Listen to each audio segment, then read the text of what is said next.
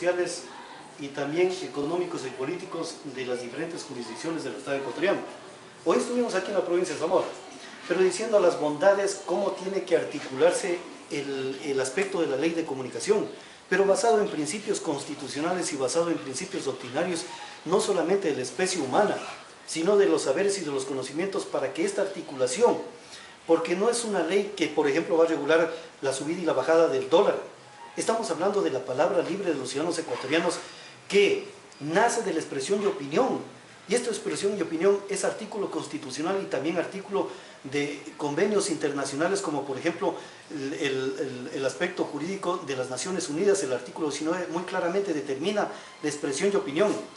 Si no comprendimos correctamente, y eso a los señores asambleístas yo les pido, ellos tienen un criterio ilustrado, que el tema de opinión y expresión tiene que permitir que surja la palabra libre de los ciudadanos ecuatorianos para que puedan hablar y expresar contenidos de alta complejidad, que es exclusivo de lo que yo sé, porque todavía la inventiva del hombre no ha descifrado lo que otras especies pueden determinar.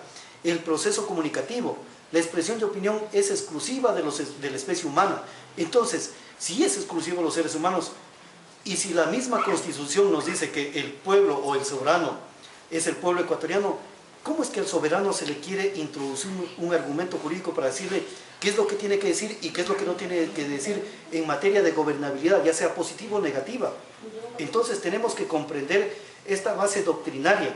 El respeto a la palabra libre de los ciudadanos ecuatorianos permitirá no solamente construir democracia, sino permitirá vivir civilizadamente y organizadamente bajo estos esquemas que se están diseñando al interior de la Asamblea Legislativa. Pero estos esquemas tienen que permitir lo que hemos hecho el día de hoy. Si no hay esa posibilidad, ¿usted cree que va a haber palabra libre? Va a haber esclavitud de la palabra libre de los ciudadanos ecuatorianos. Y cuando eso exista, no va a haber cómo cuantificar democracias correctas que permitan la solvencia del vivir civilizado de los ciudadanos de un Estado. Y cuando hablamos del Estado significa este país, esta nación, que se gobierna bajo argumentos que fueron descritos y detallados no en la actual Constitución, sino que tenemos que retornar a lo que es la historia del constitucionalismo del Estado ecuatoriano. Y allí vamos a advertir que muchas constituciones sí permitían que florezca la palabra libre de los ciudadanos ecuatorianos. Pablo, ¿cómo vive el periodista ecuatoriano este 5 de enero, Día Nacional del Periodista? Yo vivo con temor en estos momentos. ¿Y por qué le digo temor? Porque tal cual está la ley de comunicación, si tiene el paso necesario, porque hay una consulta popular que hablaba de la ley de comunicación, que hablaba del Consejo de Comunicación, que hablaba del emisor de contenidos y la responsabilidad ulterior. ¿Qué pasaría si hay un Consejo de Comunicación? ¿Cuál va a ser el criterio, el profesionalismo y la sabiduría de los integrantes para poder evaluar la sabiduría de la naturaleza que está en el ser humano que habita el territorio ecuatoriano? Entonces estamos hablando de la palabra libre.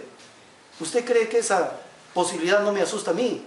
Claro que me asusta, porque de aquí en adelante a lo mejor diga vivir en democracia o vivir en una esclavitud de palabra.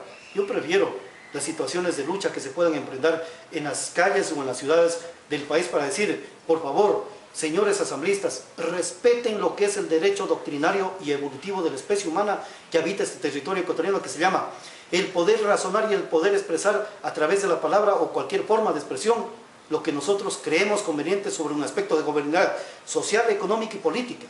Ya a eso nos estamos enfocando. Ya a eso pido yo y apelo a la mente de los ciudadanos que hacen la Asamblea Nacional Legislativa.